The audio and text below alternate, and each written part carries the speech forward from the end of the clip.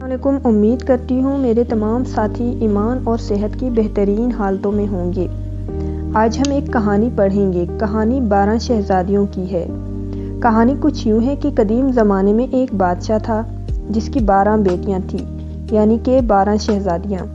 ان کی خوبصورتی کا کیا کہنا تھا کہ ایک سے بڑھ کر ایک حسین اور خوبصورت شہزادی تھی۔ بادشاہ نے ان کی شادی کرنے کا فیصلہ کیا۔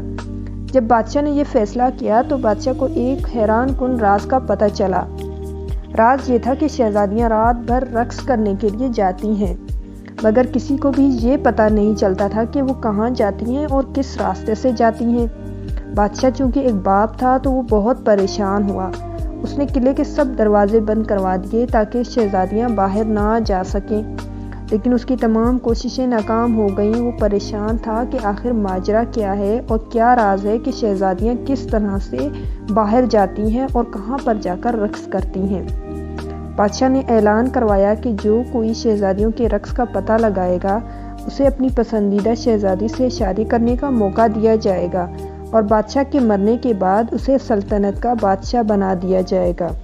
یہ خبر ریاست میں ہر طرف پھیل گئی تو قریبی ریاست کا ایک شہزادہ بادشاہ کے پاس آیا اور کہا کہ بادشاہ سلامت، میں آپ کی پڑوسی ریاست کا شہزادہ ہوں اور شہزادیوں کے رقص کا پتہ لگانے آیا ہوں۔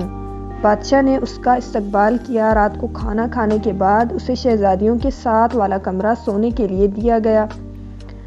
جو دوست میرے چینل پر نئے آئے ہیں وہ چینل کو لائک، شیئر اور سبسکرائب کر دیں اور گھنٹی کے بٹن کو دبانا نہ بھولیں تاکہ میری ہر دلچسپ ویڈیو کا نوٹیفیکیشن سب سے پہلے آپ کو ملے۔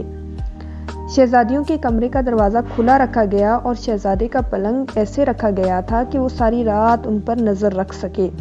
رات کو شہزادیاں اس کے لیے شربت لے کر آئیں جس کو پیتے ہی اسے نیند آ گئی۔ جب اس کی آنکھ کھلی تو شہزادیاں رقص کر کے واپس آ چکی تھی۔ تینوں دن ایسے ہی چلتا رہا۔ چوتھے دن جب شہزادہ بادشاہ کے سامنے حاضر ہوا تو اس کے پاس بادشاہ کے سوالوں کا کوئی جواب نہ تھا، کیونکہ وہ شہزادیوں کے ہاتھوں وہ شربت پیتا اور وہ گہری نیند سو جاتا۔ اس طرح وہ شہزادیوں کا تعاقب نہ کر پاتا۔ جب بادشاہ کے سوالوں کا جواب شہزادے کے پاس نہ ملا تو بادشاہ نے اسے موت کی سزا دے دی۔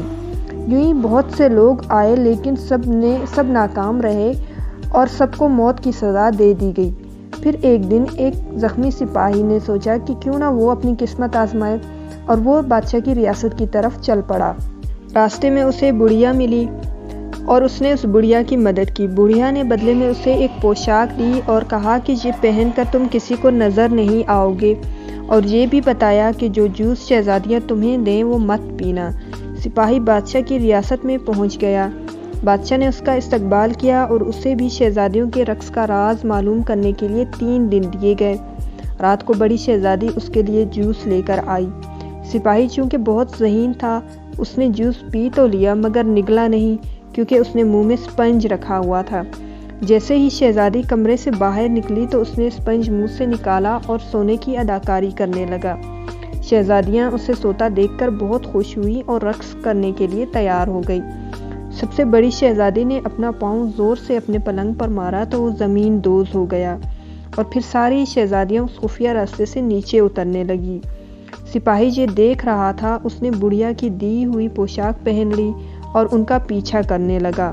آدھا راستہ چلتے ہی چھوٹی شہزادی کو شک ہوا کہ شاید ہمارے پیچھے کوئی آ رہا ہے۔ اس نے پیچھے مڑ کر دیکھا تو اسے کوئی بھی نظر نہ آیا، تو اس نے دل میں سوچا یہ میرا وہم ہے، ہمارے پیچھے تو کوئی بھی نہیں ہے۔ چونکہ سپاہی نے پوشاک پہن رکھی تھی تو اس لیے وہ شہزادی کو نظر نہیں آیا۔ پھر وہ سب سے خوبصورت حصے میں پہنچ گئے جہاں درختوں پر لگے پتے چاندی کے تھے۔ سپاہی نے ثبوت کے لیے ایک پتا توڑ لیا۔ اس کے توڑتے ہی ایک زوردار آواز آئی جس سے سب ڈر گئے۔ آگے سب پتے سونے کے تھے۔ سپاہی نے ایک سونے کا پتا بھی توڑ لیا اور آگے جا کر اس سے بھی حسین اور خوبصورت منظر تھا جہاں ہیرے، جواہرات، موتی سب کچھ تھا۔ سپاہی نے ثبوت کے لیے ایک ہیرا اور کچھ اور چیزیں بھی اٹھا لی۔ پھر شہزادیاں ایک جھیل کے کنارے پہنچ گئی۔ سپاہی کیا دیکھتا ہے کہ جھیل بہت ہی خوبصورت اور سحر انگیز ہے، لیکن پھر بھی سپاہی نے اپنے ذہن کو قابو کرتے ہوئے شہزادیوں پر نظر رکھی۔ جہاں 12 شہزادے پہلے سے ہی ناؤ کے ساتھ شہزادیوں کا انتظار کر رہے تھے۔ ہر ایک شہزادی ایک ایک شہزادے کے ساتھ بیٹھ گئی۔ سپاہی چھوٹی شہزادی کے ساتھ بیٹھا رہا اور سب جھیل کے دوسرے کنارے پہنچ گئے، جہاں ایک عالیشان قلعہ تھا اور وہاں مختلف قسم کے ساز بج رہے تھے اور اس کی دھن پر سب شہزادیاں رقص کرنے لگیں۔ صبح 3 بجے تک یہ سب چلتا رہا اور شہزادیاں صبح ہونے سے پہلے واپس آ گئی اور سپاہی بھی جلدی سے بھاگ کر اپنے کمرے میں جا کر سو گیا تاکہ کسی کو شک نہ ہو۔